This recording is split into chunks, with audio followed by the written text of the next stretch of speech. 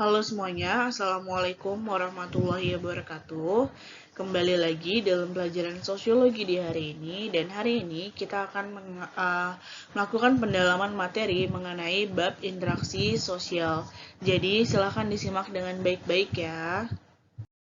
Sebelum kita membahas syarat interaksi sosial, perlu diingat dulu bahwa definisi interaksi sosial adalah hubungan sosial yang terjadi antara individu dengan individu, kelompok dengan kelompok, ataupun individu dengan kelompok. Nah, apa saja yang menjadi syarat terjadinya interaksi? Syarat terjadinya interaksi sosial itu ada dua, terjadinya kontak dan komunikasi. Kontak adalah hubungan antar individu, namun hubungan tersebut tidak harus saling menyentuh. Kontak sosial dibagi menjadi dua. Ada kontak sosial primer, juga kontak sosial sekunder. Nah, kontak sosial primer ini adalah hubungannya secara langsung atau tatap muka. Sementara kontak sosial sekunder, hubungannya menggunakan perantara baik orang lain atau sarana teknologi seperti telepon, surat, internet, maupun email. Lalu, syarat yang kedua adalah komunikasi. Nah, komunikasi ini adalah aktivitas yang berusaha menafsirkan perilaku, pembicaraan, gestur, gerak fisik, atau perilaku, dan perasaan-perasaan yang disampaikan. Mudahnya, komunikasi ini adalah respon dari kontak. Sekarang kita bahas pembahasan soal mengenai syarat interaksi sosial tadi. Di modul kamu, ini ada di soal nomor 1 ya. Perhatikan beberapa aktivitas berikut. Seorang pembeli melakukan pembayaran tunai kepada pedagang. Yang kedua, seorang menteri memberi pidato sambutan dalam sebuah pertemuan. Yang ketiga, guru sosiologi menjelaskan tentang nilai dan norma sosial kepada siswa. Yang keempat, seorang anak tekun belajar setiap malam untuk mendapatkan nilai maksimal. Yang kelima, Jericho melakukan kegiatan fotografi alam sebagai hobi sekaligus profesinya. Nah, dilihat yang namanya interaksi sosial itu syaratnya adalah terjadinya kontak dan komunikasi. Artinya ada yang ngajak ngomong dan ada orang yang memberikan respon. Jadi dilihat nomor 1, seorang pembeli melakukan pembayaran tunai kepada pedagang. Ini tentu saja betul. Yang kedua, seorang menteri memberikan pidato sambutan dalam sebuah pertemuan. Di sini terjadi kontak dan komunikasi juga. Yang ketiga, guru sosiologi menjelaskan tentang nilai dan norma sosial kepada siswa. Ini juga terjadinya kontak dan komunikasi. Nah, nomor 4, seorang anak tekun belajar setiap malam. Ini tidak terjadi interaksi di dalamnya. Yang kelima, Jericho melakukan kegiatan fotografi dalam fotografi alam sebagai hobi sekaligus profesinya. Nomor 5 juga tidak terdapat interaksi di dalamnya. Nah, jadi nomor 1 ini jawabannya adalah 1, 2, dan 3. Jadi jawabannya adalah yang A. Selanjutnya kita bahas mengenai faktor-faktor yang mempengaruhi interaksi sosial. Jadi faktor yang mempengaruhi interaksi sosial atau faktor pendorong dari interaksi sosial itu ada 6. Ada imitasi, identifikasi, ada sugesti, motivasi, dan simpati juga empati. Mudahnya ini adalah ada 3 pasang. Jadi simpati itu berpasangan dengan empati, motivasi berpasangan dengan sugesti, imitasi pasangannya adalah identifikasi. Kita bahas satu-satu. Imitasi adalah tindakan meniru perilaku, tindakan, dan penampilan fisik seseorang. Sementara identifikasi adalah tindakan individu untuk berusaha menjadi sama persis dengan orang lain baik secara penampilan fisik, ide, maupun pemikiran. Mudahnya, imitasi adalah proses meniru tetapi hanya sebagian. Sementara identifikasi adalah proses meniru tetapi banyak banget yang ditiru dan hampir mirip atau meniru secara keseluruhan. Lalu kita bahas mengenai sugesti dan motivasi. Sugesti ini adalah pengaruh yang diberikan kepada orang lain untuk melakukan sesuatu tanpa berpikir panjang. Lalu ada motivasi. Nah, motivasi ini adalah dorongan yang diberikan kepada orang lain untuk melakukan suatu tindakan sosial. Jadi biasanya sugesti ini secara tiba-tiba, sementara motivasi ada sebelum terjadi dorongan diawali biasanya dengan stimulus. Lalu ada simpati dan empati. Simpati ini adalah perasaan tertarik kepada orang lain, sementara empati itu sama dengan simpati, tetapi biasanya empati disertai dengan tindakan. Sekarang kita bahas ya soal latihan soal di nomor 2 yang ada di modul kamu mengenai faktor pendorong interaksi sosial. Kita lihat soalnya. Meskipun memiliki keterbatasan fisik, Vita mampu menginspirasi banyak orang karena kemampuannya, yaitu melukis menggunakan jari kakinya. Banyak kaum difabel yang mampu melihat aksinya kini terketuk untuk ikut mengembangkan potensi yang dimiliki dengan mengikuti komunitas difabel di daerahnya masing-masing. Interaksi yang terjadi dalam ilustrasi tersebut dipengaruhi oleh faktor apa? Yang pertama, identifikasi, B. Imitasi, C. Simpati, D. Empati, E. Motivasi. Sekarang kita lihat, kata kuncinya adalah banyak kaum difabel. Bentar ya. Nih dilihat, ada banyak kaum difabel yang mampu melihat aksinya kini terketuk untuk ikut mengembangkan potensi yang dimiliki dengan mengikuti komunitas difabel bla bla bla bla. Nah, karena ini dia ada proses yang namanya mengikuti, berusaha meniru, maka dia jawabannya adalah imitasi. Karena dia hanya berusaha untuk meniru untuk mengembangkan si potensinya, tidak meniru secara keseluruhan. Jadi nomor 2 jawabannya adalah yang B. Lalu selanjutnya kita bahas mengenai interaksi asosiatif. Bentuk interaksi itu ada 2, ada interaksi asosiatif dan interaksi disosiatif. Kita bahas dulu interaksi asosiatif. Jadi interaksi asosiatif adalah interaksi yang sifatnya positif, membangun atau berusaha menciptakan persatuan.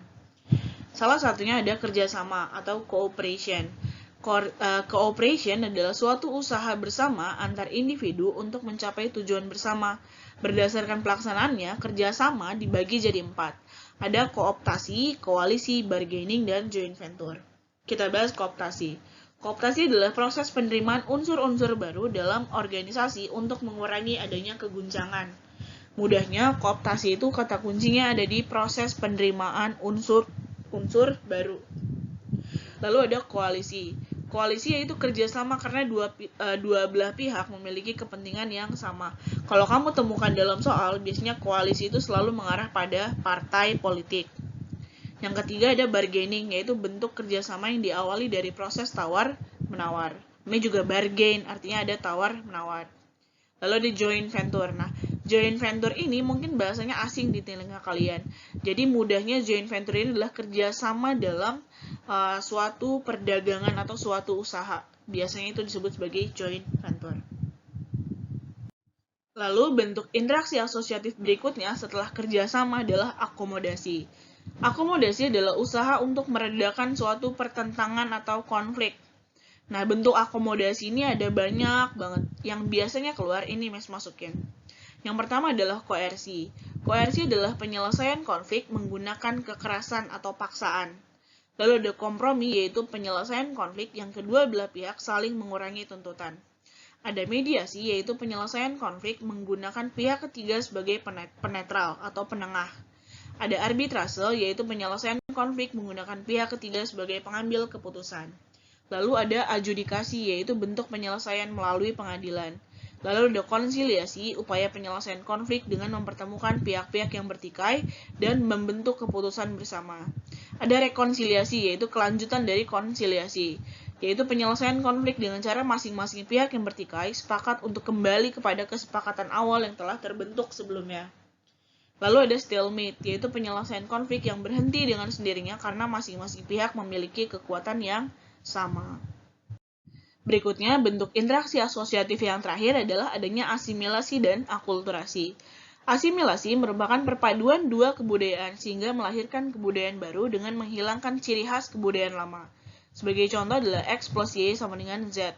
Artinya, kebudayaan X dan kebudayaan yang Y yang berbeda akan menghasilkan sebuah kebudayaan Z yang baru karena menghilangkan ciri kebudayaan dari X dan Y.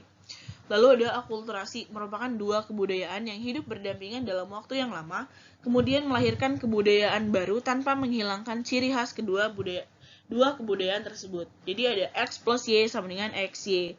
XY merupakan sebuah kebudayaan baru, perpaduan antara kebudayaan X dan kebudayaan Y. Dilihat contoh soal mengenai interaksi asosiatif di modul kamu ada di soal nomor 3. Sebagai kota budaya, pemerintah mengadakan perayaan Tahun Baru Imlek yang dimeriahkan pertunjukan barongsai dan kesenian warga lokal yang mengusung budaya Jawa. Acara tersebut dikemas secara menarik sehingga kedua kebudayaan yang berbeda dapat berpadu dan dinikmati bersama oleh seluruh warga. Ilustrasi tersebut menggambarkan terjadinya suatu proses interaksi asosiatif, yaitu pilihannya adalah antara asimilasi atau akulturasi, karena di sini mempertunjukkan barongsai dan kesenian warga lokal yang mengusung budaya Jawa. Jadi intinya, barongsai ini adalah budaya dari Cina sana, sementara dikemas dalam unsur budaya Jawa, artinya dua kebudayaan yang berbeda bercampur menjadi satu tanpa menghilangkan kebudayaan aslinya. Jadi kalau X plus Y sama dengan XY, maka dia jawabannya adalah akulturasi. Jadi jawabannya adalah yang B. Selanjutnya kita bahas mengenai interaksi disosiatif. Kalau interaksi asosiatif sifatnya membangun dan mengarah pada persatuan, interaksi disosiatif ini sifatnya mengarah pada disintegrasi atau mengarah pada perpecahan. Bentuk dari interaksi disosiatif ini ada 3. Ada kontravensi, ada kompetisi, juga ada konflik. Kontravensi ini adalah pertentangan antara dua pihak tetapi tidak diperlihatkan secara langsung, hanya di dalam hati masing-masing. Lalu ada kompetisi. Nah, kompetisi ini adalah persaingan untuk memperebutkan sesuatu sehingga memunculkan sebuah sikap permusuhan. Lalu yang terakhir adalah konflik. Nah, konflik ini adalah proses di mana pihak yang satu berusaha untuk menghancurkan pihak yang lawan. Atau dalam konflik biasanya terjadi pertentangan antara satu pihak dengan pihak yang lain. Kita bahas contoh interaksi disosiatif di modul kamu ada di soal nomor 6. Pasca Pilpres, masyarakat antusias menyambut presiden terpilih yang baru. Masyarakat yang tidak memilih presiden tersebut pada saat pemilu tetap memberikan sambutan yang baik kepada presiden terpilih dengan menerima unsur-unsur baru yang mendukung program yang dicanangkan pada pemerintahan yang baru. Hal tersebut dilakukan demi kemajuan bangsa dan jalannya pemerintahan yang aman dan damai. Interaksi sosial yang terjadi pada masyarakat tersebut adalah, di sini ada kata menerima unsur-unsur baru, maka dia jawabannya adalah yang B, kooptasi. Sekian video pembahasan beberapa soal di modul kamu, semoga kamu bisa memahami apa yang disampaikan di video ini. Terima kasih untuk atensinya, semoga kalian bisa memahami. Terima kasih, Assalamualaikum warahmatullahi wabarakatuh.